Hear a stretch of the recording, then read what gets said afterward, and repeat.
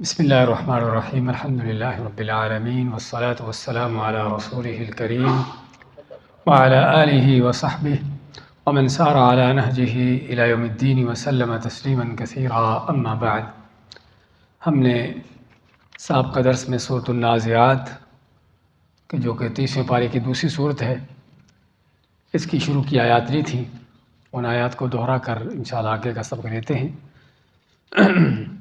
اعوذ باللہ من الشیطان الرجیم، بسم اللہ الرحمن الرحیم۔ والنازعات غرقا، نازعات کے معنی نکالنے والے، کھینچنے والے، یعنی سختی سے کھینچنے والے، غرقاً ڈوب کر، یعنی وہ فرشتے، ان فرشتوں کی قسم کہ جو فرشتے کافروں کی، فاجر و فاسقوں کی روحوں کو سختی سے نکالتے ہیں۔ والناشطات نشطا، اور ان فرشتوں کی قسم کہ جو ناشطہ کا معنی کسی گرہ کو کھولنا، کہ مومنوں کی روحوں کو نکالتے ہیں آسانی کے ساتھ، نرمی کے ساتھ۔ والسابحات سبحا، اور ان فرشتوں کی قسم کہ جو پھر ان روحوں کو لے کر فضاؤں میں تیرتے ہیں، آسمان کی طرف چڑھتے ہیں۔ فالسابقات سبقا، پس پھر ایک دوسرے سے آگے بڑھتے اور سبق لے آتے ہیں۔ فالمدبرات امرا، پس اللہ تعالیٰ کے حکم سے معاملات کی تدبیر کرتے، ان کو چلاتے ہیں۔ تو اللہ نے 5 قسمیں کھائی ہیں فرشتوں کی۔ آگے قسم کس لیے کھائی ہے؟ قیامت کو ثابت کرنے کے لیے کہ قیامت کا آنا برحق ہے، اور قیامت جب آئے گی تو کیا ہوگا۔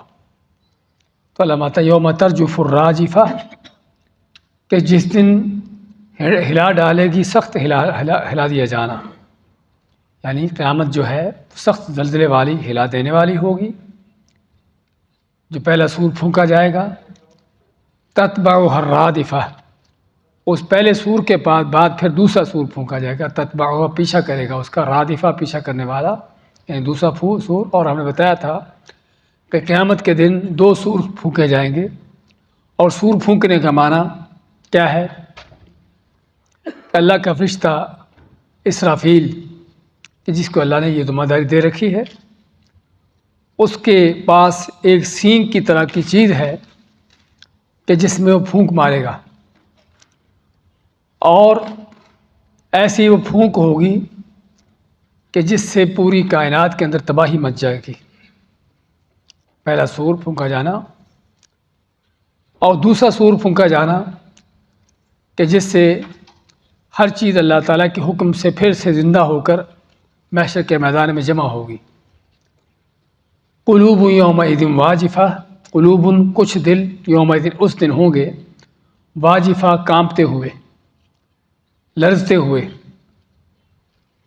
ابصارها خاشعہ، ان کی نگاہیں جھکی ہوں گی، یعنی ذلت خواری سے، ڈر خوف سے۔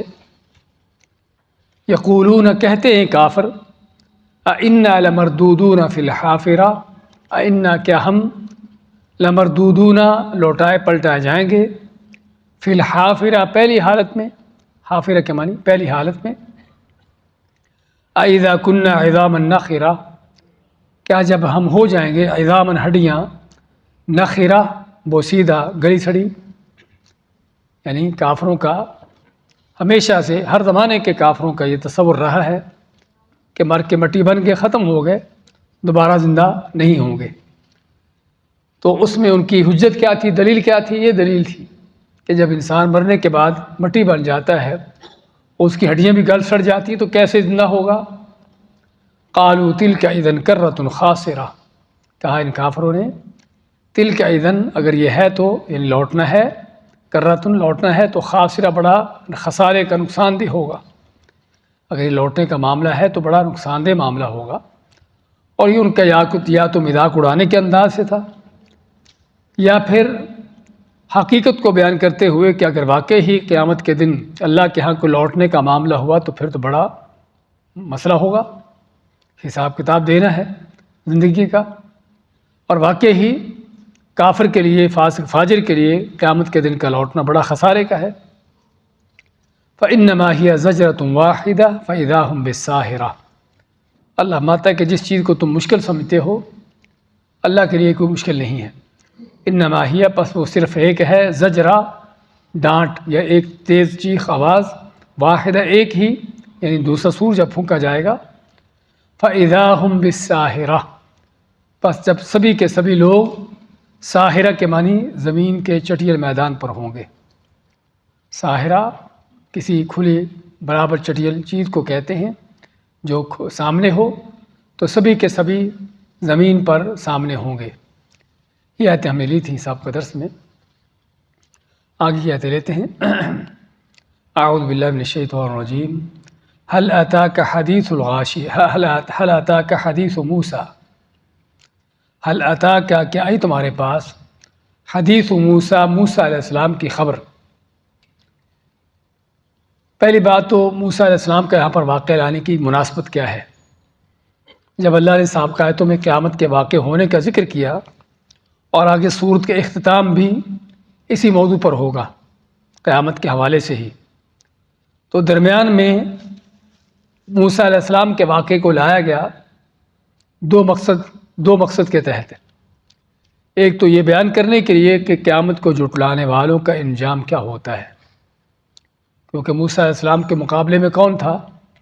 فرعون، کہ جو تاریخ میں ایک سب سے بڑا کافر اور بدمعاش گزرا ہے، اپنے آپ کو رب العلیٰ کہلاتا تھا، جس طرح کہ ہم پڑھیں گے۔ تو ایسے لوگوں کا انجام کیا ہوا، اور قرآن جگہ جگہ پر ہمیں سابقہ قوموں کے واقعات بیان کرتا ہے، ان سے عبرت حاصل کرنے کے لیے، عبرت دلانے کے لیے۔ دیکھو کہ سابقہ قوموں میں سے اس طرح کے کافروں، آخرت کا انکار کرنے والوں کا انجام کیا ہوا۔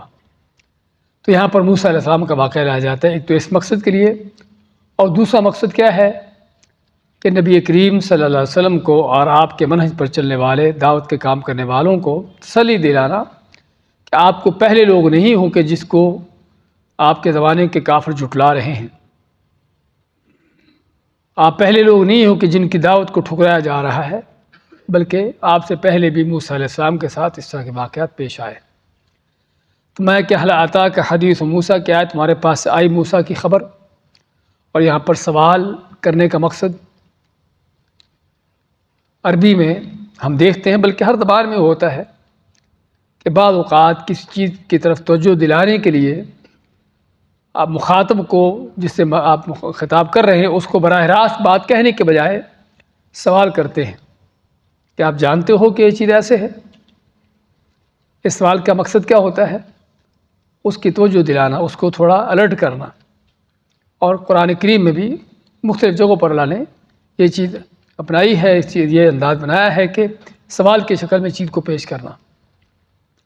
اذ ناداہ ربہ بالوادی المقدس طویٰ، اس جب کہ ناداہ پکارا اس کو، آواز دی ان کو، رب ان کے رب نے، بالوادی المقدس طویٰ، مقدس وادی طویٰ میں۔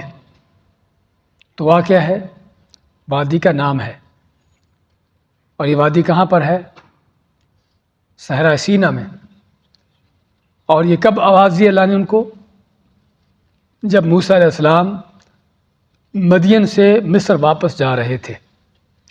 موسیٰ علیہ السلام کا واقعہ مختصر تھا، ہم ذکر کرتے ہیں کہ موسیٰ علیہ السلام کے پیدا ہونے سے پہلے فرعون کو کہا جاتا ہے کہ خواب آیا یا نجومیوں نے بتایا کہ بنی اسرائیل کے جو کہ مصر میں اس وقت رہتے تھے اور فرعون کے غلام قوم تھی، ان کے ہاں ایک بچہ پیدا ہوگا کہ جو بچہ بڑا ہو کر تیری سلطنت کی تباہی کا باعث بنے گا۔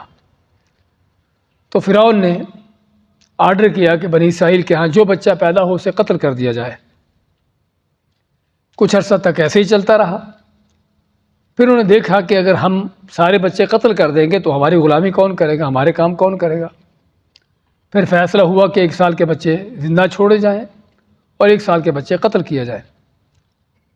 تو اس لیے موسیٰ علیہ السلام کے بھائی ہارون اس سال پیدا ہوئے جس سال کے بچے زندہ چھوڑے جاتے تھے، اور اللہ تعالیٰ چاہتا تو موسیٰ علیہ السلام کو بھی اس سال پیدا کر دیتا کہ جس سال کے بچے زندہ چھوڑے جاتے تھے، لیکن اللہ تعالیٰ رہتی دنیا کو دکھانا چاہتا تھا کہ اللہ کی کیا قدرتیں ہیں۔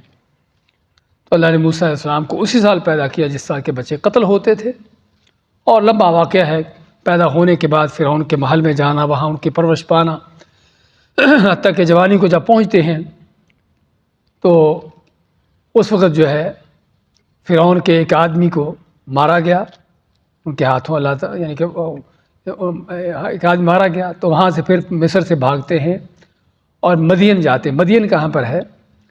یہ موجودہ سعودی عرب کا جو تبوک ہے، تبوک کا علاقہ، اس سے اگر آپ شمال اور جارڈن کی طرف جاتے ہیں تو وہاں پر اب بھی یہ شہر موجود ہے، آبادی ہے وہاں پر، اگرچہ اب اس کا نام بدہ کے نام سے ہے، لیکن ساتھ بیکٹ میں لکھا ہوا ہے مدین بھی، کہ جسے پتہ چلتا ہے کہ واقعی یہ وہ علاقہ مدین کا تھا جہاں پر موسیٰ علیہ السلام آئے تھے۔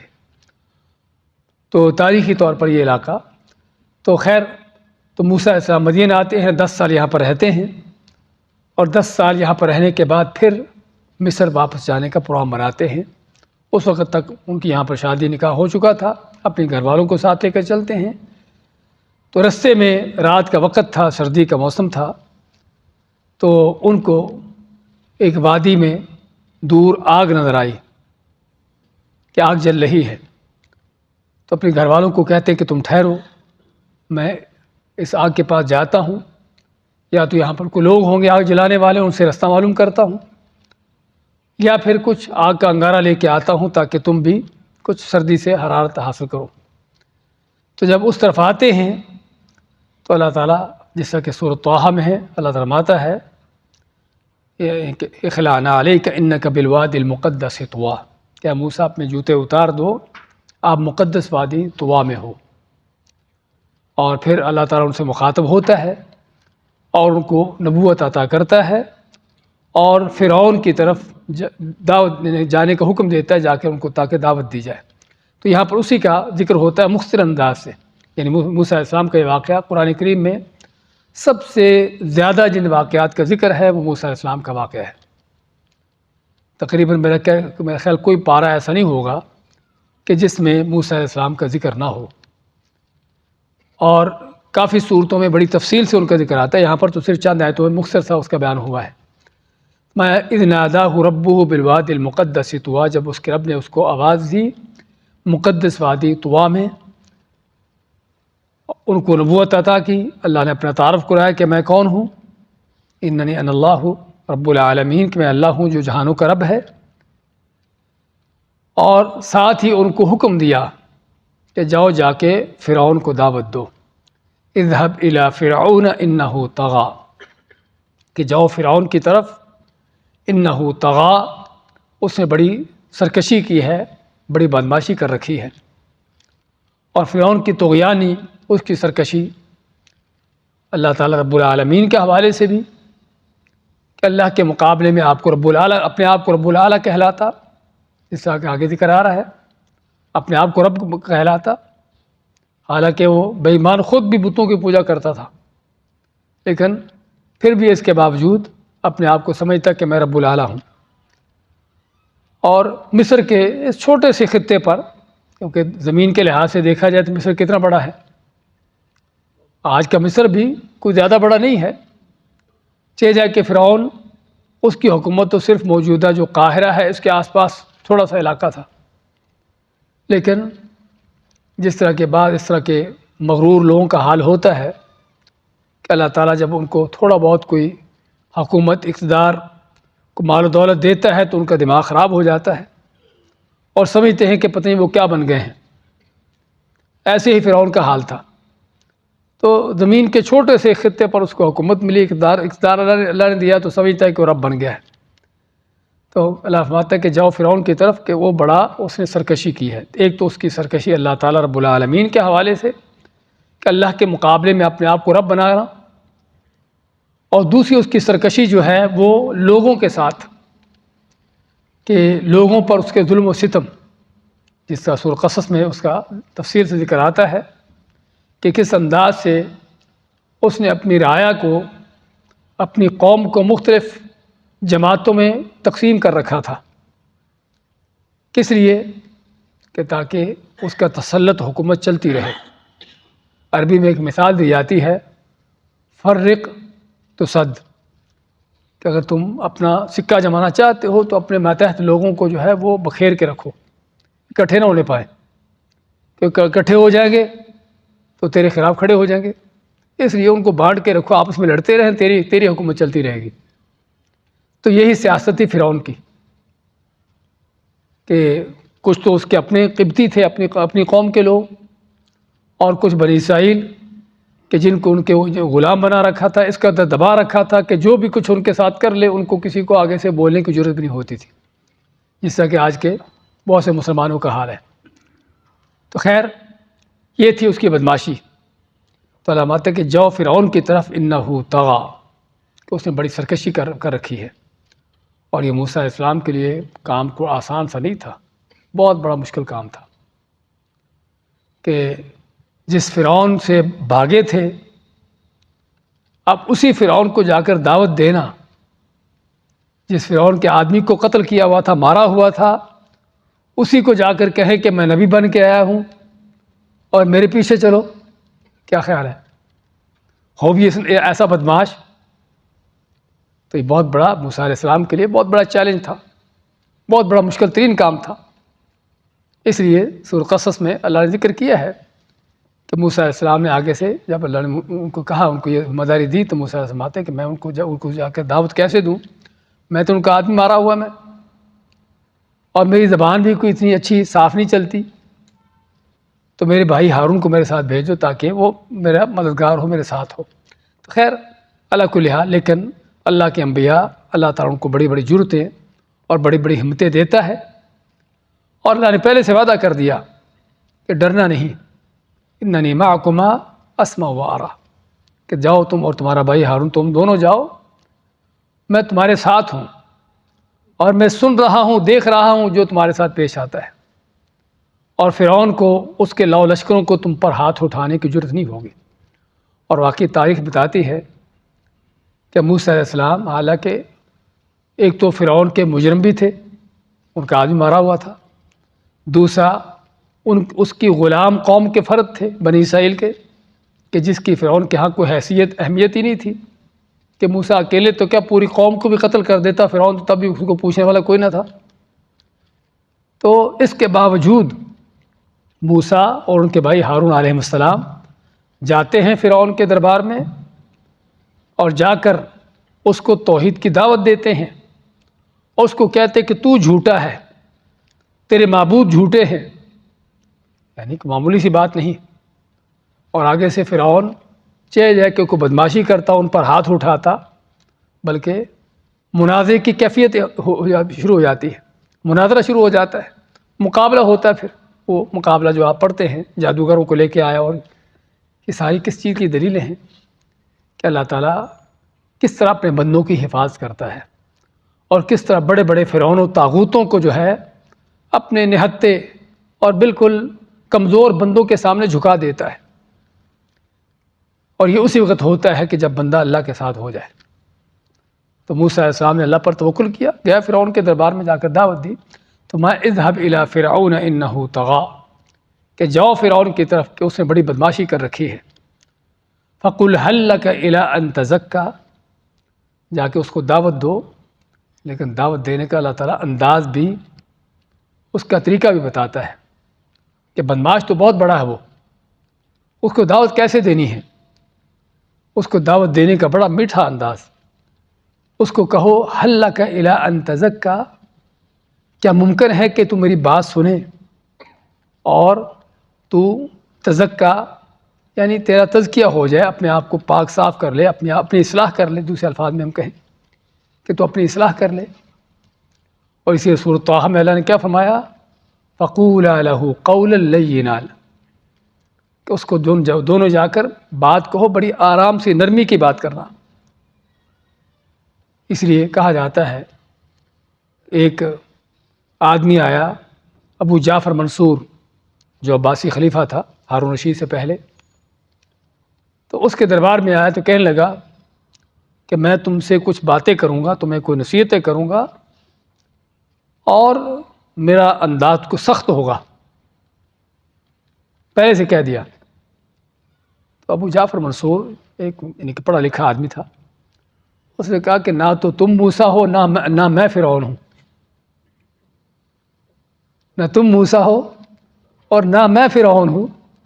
اللہ تو موسیٰ علیہ السلام کو کہہ رہا ہے کہ جا کے اس کو نرمی سے بات کرنا، اور تم کہاں آگے مجھ سے سختی سے بات کرنے والے؟ تو اس لیے دعوت کے میدان میں حقیقت میں بہت بڑی ایک تعلیم دی جا رہی ہے کہ کتنا بھی گیا گزرا آدمی کیوں نہ ہو، کتنا بھی گمراہی کی انتہا کو کیوں نہ پہنچا ہو، بدماشی غنڈہ گردی میں کتنا بھی آگے کیوں نہ پہنچ چکا ہو، تب بھی اس کو دعوت دیتے ہوئے نرم سے نرم لہجہ، آسان سے آسان انداز۔ اور یہ حقیقت ہے، کیونکہ شیطان نے ہر انسان کو بدماشی پر لگا ہے تو اس کو سمجھا رکھا ہے کہ تو سب سے بڑا ہے، تو صحیح ہے۔ کوئی شرک کفر پر لگا ہوا ہے، حتیٰ کہ بدترین کوئی ہندو، اس کو بھی شیطان نے پڑھا رکھا ہے کہ تیرا دین سب سے سچا ہے۔ اس لیے انسان عموماً کتنے بڑا بھی جرم کیوں نہ کرتا ہو، سمجھتا کہ میں صحیح کر رہا ہوں۔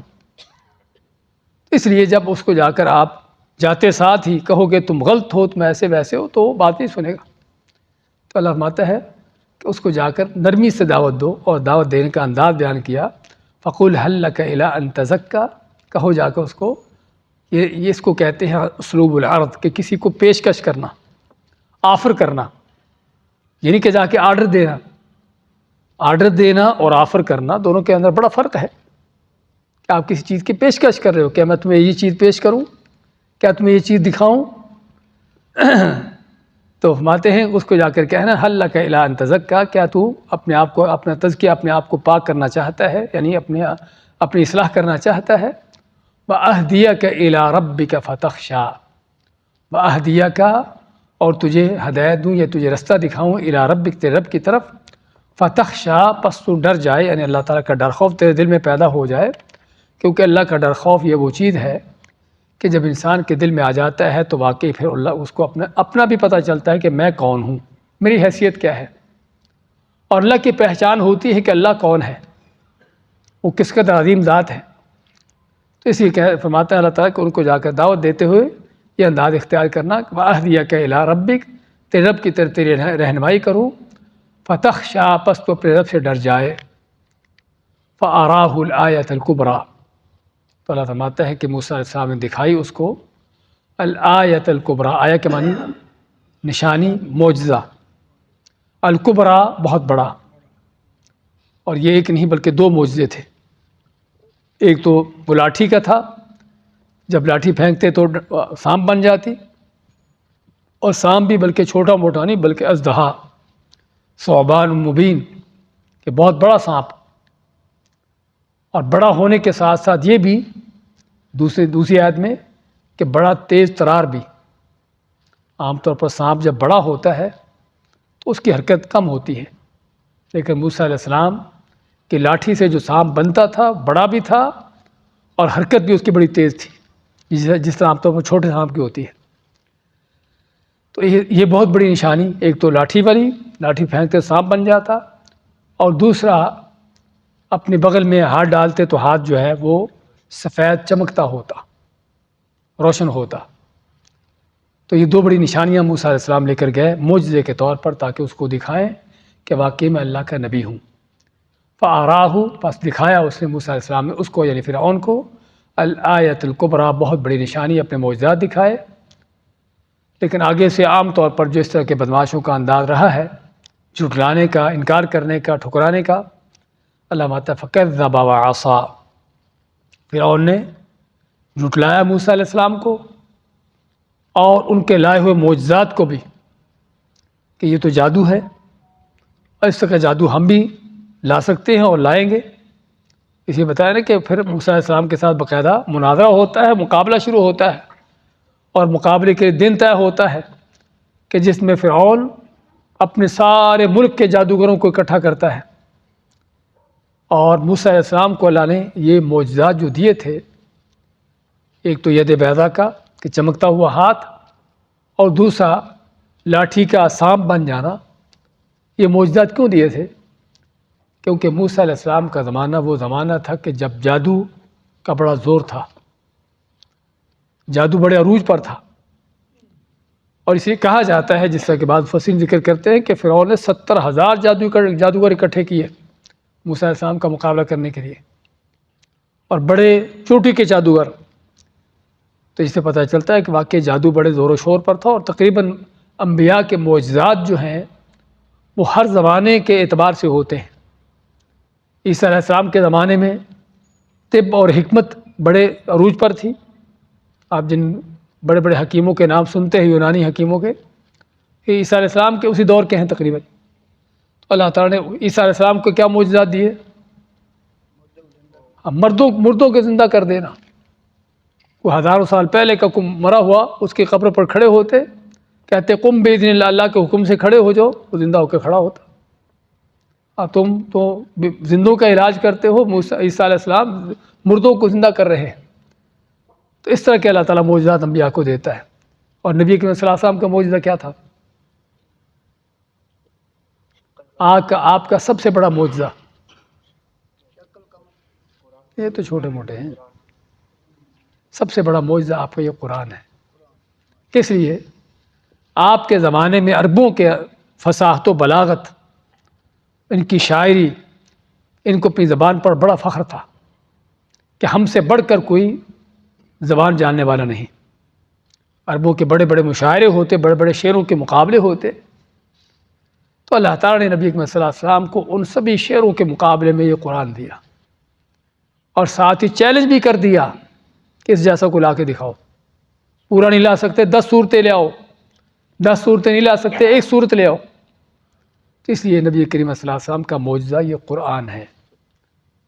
اور اس معجزے کی یہ خصوصیت بھی ہے کہ معجزہ ہمیشہ کے لیے قائم و دائم ہے، زندہ جاوید ہے. انبیاء کے معجزات، موسیٰ علیہ السلام کے ہاتھ میں جب تک وہ ڈنڈا تھا وہ سانپ بنتا تھا. موسیٰ علیہ السلام فوت ہو گئے، ڈنڈا باقی تھا لیکن سانپ بننا بند ہو گیا. سمجھے نا؟ لیکن آپ صلی اللہ علیہ وسلم کا معجزہ قیامت تک کے لیے جاری ہے، اور چیلنج بھی قیامت تک کے لیے جاری ہے. تو بات کر رہے تھے کہ یہ تھا موسیٰ علیہ السلام کو ملا ہو، تو ان کے معجزے کو اس نے جھٹلایا کہ یہ تو جادو ہے، ہم بھی اس طرح کا جادو کریں گے، اور جادوگروں کو لائے گا. لیکن جادوگروں نے شکست کھائی. اس کا واقعات تفصیل سے آتے ہیں دوسری جگہوں پر. تو اللہ ماتا فکذب، اس نے جھٹلایا، وعصا، اور نافرمانی کی. ثم ادبر یسعی، اور پھر اس نے ادبرا پیٹھ پھیری، یسعی کوشش کرتے ہوئے، دوڑ دھوپ کرتے ہوئے. فحشر، پس جمع کیا. فنادا، اور اس نے منادی کی آواز دی. فقال انا ربکم الاعلی، اور کہا اس نے کہ میں تمہارا سب سے اونچا بڑا رب ہوں.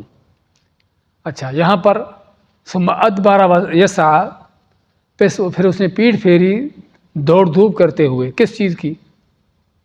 موسیٰ علیہ السلام کے ساتھ جب مقابلہ شروع ہوتا ہے، جب موسیٰ علیہ السلام معجزہ دکھاتے ہیں تو فرعون کہتا ہے کہ ہم بھی اس طرح کا جادو لائیں گے، جادو ہے ہم بھی کریں گے.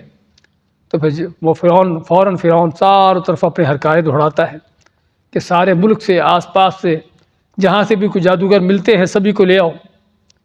تو یہ تھا اس کا ادبر یسعی، اس کی دوڑ دھوپ، اس کی محنت کوشش. فحشر، پس اس نے جمع کیا. فنادا، اور آواز دی، منادی کی، سبھی لوگوں کو جمع کیا.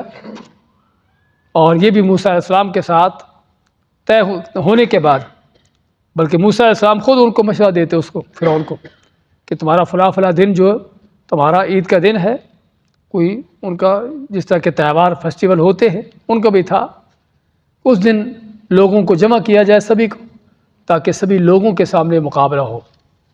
اور یہ بھی اللہ تعالیٰ کی حکمت ہے کہ اللہ تعالیٰ اس طرح کی چیزوں کو چھپا کر نہیں بلکہ سبھی لوگوں کے سامنے کرتا ہے تاکہ لوگوں پر حجت قائم ہو. تو فرعون نے سارے لوگوں کو جمع کیا، چونکہ بادشاہ تھا، آرڈر پر سارے لوگ جمع ہو جاتے ہیں. بہت بڑے میدان میں جادوگر آ جاتے ہیں اور مقابلہ شروع ہوتا ہے. تو موسیٰ علیہ السلام جادوگروں سے کہتے ہیں کہ پہلے تم جو اپنے کرتب دکھاؤ، تم کیا کرتے ہو. تو جادوگروں نے اپنی چھڑیاں رسیاں پھینکی اور لوگوں کی آنکھوں پر جادو کیا، جس کو کہتے ہیں نظر بندی کرنا. نظر بندی کر دی، لوگوں کی آنکھوں پر جادو کر دیا. تھی وہ چھڑیاں رسیاں ہی، لیکن لوگوں کو کیا نظر آتا ہے کہ سانپ بھاگ رہے، دوڑ رہے ہیں. اور موسیٰ علیہ السلام کو سانپ نظر آ رہے تھے، ان کی آنکھوں پر بھی جادو چلا۔ تو موسیٰ علیہ السلام جب دیکھتے ہیں اتنا بڑا جادو، پورا میدان، کیا خیال ہے کوئی بہت بڑے میدان میں سانپ بھاگ رہے ہوں بڑی مقدار میں، تو کیا حال ہوگا، کیسا منظر ہوگا؟ تو اللہ فرماتا ہے فَأَوْجَسَ فِي نَفْسِهِ خِيفَةً مُوسیٰ، کہ موسیٰ علیہ السلام نے اپنے دل میں ایک ڈر سا محسوس کیا۔ وہ ڈر سانپوں کا نہیں تھا، وہ ڈر اس بات کا تھا کہ کہیں اتنے بڑے جادو کے مقابلے میں موسیٰ علیہ السلام کا معجزہ کہیں پیچھے نہ رہ جائے۔ ہمیشہ اللہ کے بندوں کو اگر فکر ہوتی ہے تو اپنے حق کی ہوتی ہے، کہ ہمارا حق جو ہے کہیں باطل کے مقابلے میں دب نہ جائے۔ تو اللہ تعالیٰ نے فرمایا کہ نہیں، ایسا کچھ نہیں، اپنا ڈنڈا پھینکو پھر دیکھو کیا ہوتا ہے۔ اس طرح ہم ڈنڈا پھینکتے ہیں، وہ ڈنڈا بہت بڑا اژدہا بن کر میدان میں گھوم رہا ہے، ان کی ساری چھڑیاں رسیاں کھا گیا، اکیلا گھوم رہا ہے، اور جادوگروں کو پتہ چل گیا کہ موسیٰ جادوگر نہیں ہے، یہ اللہ کا نبی ہے۔ فوراً اپنے ایمان کا اعلان بھی کیا اور اللہ کی بارگاہ میں سجدہ میں گر پڑے۔ تو یہ جس کا لازمہ تھا فحشر فنادى، فرعون نے لوگوں کو جمع کیا اور سارا یہ معاملہ کے مقابلہ ہوا کہ جس میں فرعون کو بڑی بدترین شکست ہوتی ہے، اس کے اپنے لائے ہوئے جادوگر ہی مسلمان ہو جاتے ہیں، ایمان لے آتے ہیں۔ اس انداز سے اللہ تعالیٰ اس کو شکست دیتا ہے، لیکن پھر بھی اپنی بدماشی اس کی فنادہ آواز دیتا ہے، پکارتا ہے فقال انا ربکم الاعلی، کہ میں تمہارا سب سے اونچا بڑا رب ہوں۔ اچھا، وہ تو خود بھی بتوں کی پوجا کرتا تھا، پھر اونچا بڑا رب کیسے بن گیا؟ یہاں پر بعض مفسرین کا کہنا ہے کہ اصل میں اس کا رب ہونے کا معنی یہ نہیں کہ وہ کائنات کا خالق تھا، وہ خود بلکہ کہتا تھا کہ آسمان و زمین کا خالق اللہ ہے، سمجھے نا، خود ان چیزوں کا اعتراف کرتا تھا۔ تو پھر رب العالی کہلانے کا معنی کہ تمہارا سب سے بڑا حکمران، تمہارا سب سے بڑا فرما روا، کہ جس کا حکم تم پر چلتا ہے۔ اور اس لحاظ سے وہ صرف فرعون اکیلا ہی نہیں، اس جیسے فرعون آتے رہتے ہیں کہ جو سمجھتے ہیں کہ ہم اللہ کے حکموں کے، اللہ کے شریعت کے پابند نہیں ہیں، سمجھے نا، اپنی طرف سے جو چاہیں آرڈر چلائیں، جو چاہیں قانون بنائیں، یہ سبھی اپنے آپ کو رب العالی بنانے والے ہیں۔ تو فرعون جو کہ خود بتوں کی پوجا کرتا تھا، وہ رب العالی پھر کیسے بنا؟ اس کے رب العالی ہونے کا معنی یہ ہے کہ وہ جو ہے اپنے آپ کو حاکم مطلق کہلاتا تھا، کہ میرا حکم چلتا ہے، میرا آرڈر چلتا ہے، اس کے مقابلے میں نہ کوئی شریعت ہے، نہ کوئی دین ہے، اور نہ کوئی اور حکم ہے۔ اس طرح کے جو خود مختار اور اللہ کی شریعت سے آزاد حکمران سبھی کے سبھی اسی فرعون کے زمرے میں آتے ہیں۔ اس کا یہ تھا۔ تو ماتا اللہ تعالیٰ کہ اس نے کہا کہ فَأَخَذَهُ اللَّهُ نَكَالَ الْآخِرَةِ وَالْأُولَىٰ، تو اللہ نے پھر پکڑا فرعون کو نکال الآخرۃ والأولیٰ، آخرت اور اولا دنیا دونوں کے عذاب میں۔ دنیا کا عذاب اس کو یہ دیا کہ اس کو سمندر کے تہہ میں غرق کر کے مارا، اور آخرت کا عذاب کہ مرنے کے ساتھ ہی ان کا آگ کا عذاب شروع ہو جاتا ہے۔ النار یعرضون علیہا غدوا وعشیا، جس طرح ماتا اللہ تعالیٰ سورۃ الغافر میں کہ دن صبح و شام ان کو آگ پر پیش کیا جاتا ہے مرنے کے بعد۔ ویوم القیامت ادخلوا آل فرعون اشد العذاب، اور جب قیامت کا دن ہوگا تو فرمایا کہ پھر فرعون کو داخل کرو سخت ترین عذاب میں۔ تو یہ اس کا دنیا آخرت کا عذاب۔ فاخذہ اللہ، اس کو اللہ نے آپ پکڑا۔ نکال کہتے ہیں کسی سخت ترین کوئی سزا کو پکڑ کو، آخرت دنیا اور آخرت کی پکڑ میں اس کو پکڑ لیا، یعنی اس کو عذاب میں پکڑ لیا۔ ان فی ذلک لعبرۃ لمن یخشی، بے شک اس میں بہت بڑی عبرت اور نصیحت ہے لمن یخشی، اس کے لیے کہ جو اللہ سے ڈرنے والا ہے، کہ واقعی اتنا بڑا طاغوت اور فرعون، اتنی بڑی اس کی فوج اور لشکر، جس کو اللہ تعالیٰ خود فرماتا ہے کہ وہ کون تھا، اور فرعون ذی الاوتاد، ذی الاوتاد کے بڑی میخوں والا، بڑے خیموں والا کے معنی بڑے لاؤ لشکر والا، لیکن اس کے باوجود اس کا یہ انجام اور یہ حشر ہوتا ہے دنیا کے اندر بھی اور آخرت میں بھی، تو یہ عبرت اور سبق ہے، ان فی ذلک لعبرۃ، اور قرآن کے اصل واقعات کا مقصد یہ ہوتا ہے، عبرت دلانا، سبق دلانا، کہ اگر تم کہ ویسے تم کو وعظ و نصیحت کا اثر نہیں ہوتا تو یہ دیکھو واقعات، یہ دیکھو سابقہ تاریخ، کہ جس نے اللہ کے نبی کو جھٹلایا، نبیوں کو دعوت کو ٹھکرایا، شرک کیا، کفر کیا، ان کا انجام کیا ہوتا ہے۔ تو یہ انجام کو تم کو بتانے سکھانے کے لیے یہ واقعہ پیش کیا ہے، ان فی ذلک لعبرۃ، بے شک اس میں بہت بڑی عبرت اور نصیحت ہے، لمن یخشی، اس کے لیے کہ جس کے دل میں اللہ کا ڈر خوف ہو۔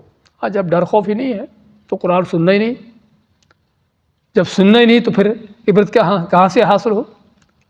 اور جب ڈر خوف نہیں ہے، سن بھی لیا، پڑھ بھی لیا، تب بھی کوئی اثر نہیں ہے، جس طرح کہ بہت سے لوگوں کا حال ہے کہ قرآن سننے کی توفیق نہیں ہے، سن بھی لیا تو آگے سے کچھ اس پر غور و فکر کرنے کی توفیق نہیں، بلکہ سمجھ نہیں آتی کہ اب کیا پڑھ رہے ہیں، سمجھنے کی توفیق نہیں ہے، اور بعض کا سمجھ بھی لیتے ہیں بلکہ سمجھانے والے ہوتے ہیں، لیکن پھر بھی اپنی ہٹ درمی، اپنا تعصب، اپنے وہی بڑوں کی باتیں قرآن کے مقابلے میں، اس لیے جب تک اللہ کا ڈر خوف نہ ہو اس وقت تک قرآن بھی اثر نہیں کرتا، سمجھے نا؟